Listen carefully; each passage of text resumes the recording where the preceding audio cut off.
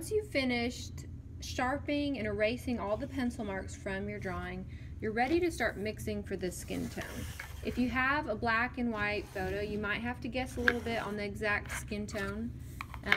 But the colors that you're going to use, we're going to use straight from our Praying watercolor set, and you'd be surprised what you can do with this. So the first thing you're going to do is get your brush wet and put a few droplets, just to give yourself a head start, of water in one of these tubs.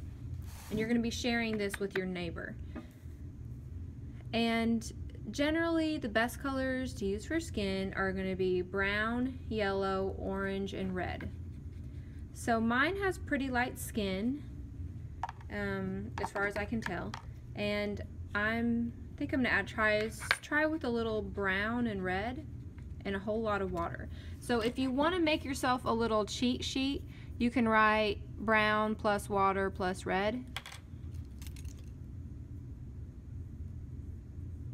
and test it out. It's pretty light. I think I'll add a little more brown.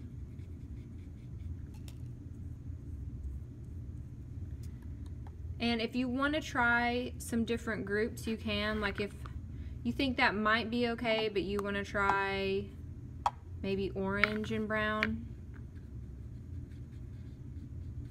Every time you use your brush, you still need to wash it so that you don't mess the palette up for the next person using it. Okay, so let's try, this is brown plus orange plus water. Kind of like that one. I know I'm going to need enough for the whole skin, so I'm just going to go ahead and put a bunch of water in. Now that's going to change it. It's going to be lighter, so I'm going to have to add more paint.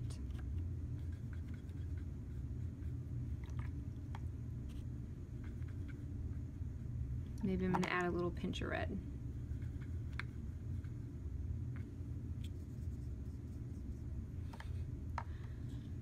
Okay. Now it's too dark, but I'm just going to add a few more droplets of water and see.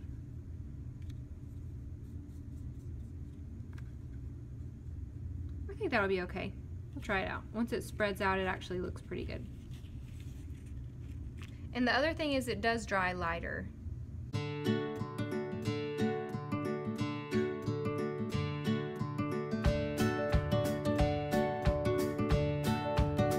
Okay, so just a few things to keep in mind.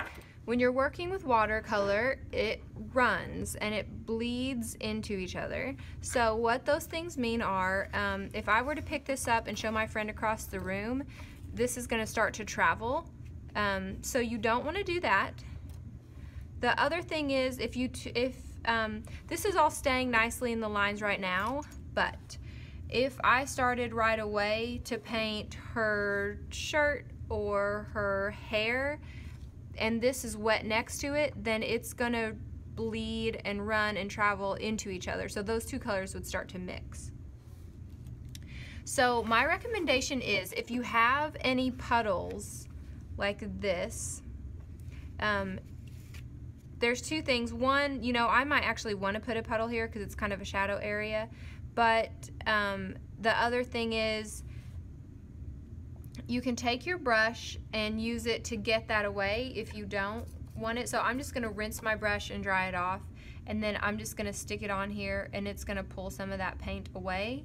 And you can keep doing that until it gets off what you want to remove. Okay, that's one thing. Okay, the other thing is jump around. So I just painted this. I want to paint something next that's not touching this. And so I'm going to start with the black of the shirt because it doesn't really come close to here, if that's an option for you to paint next. And then this will have a chance to dry, so then you can start painting some of the things closer to that.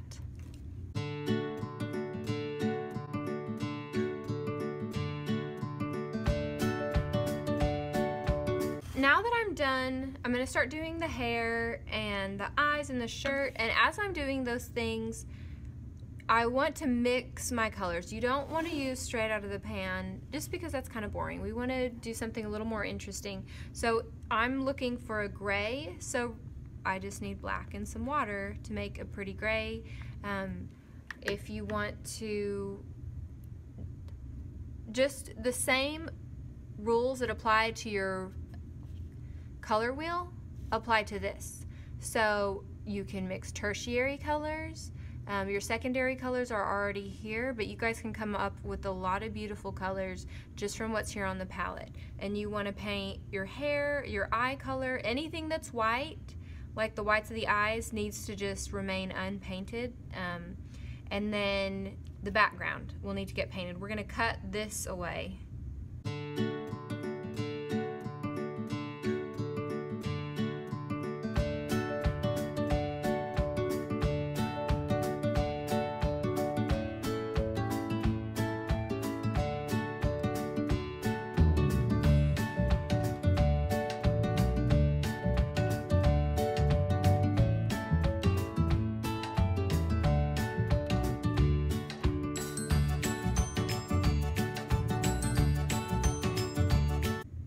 Yay, excitement. She's done being painted.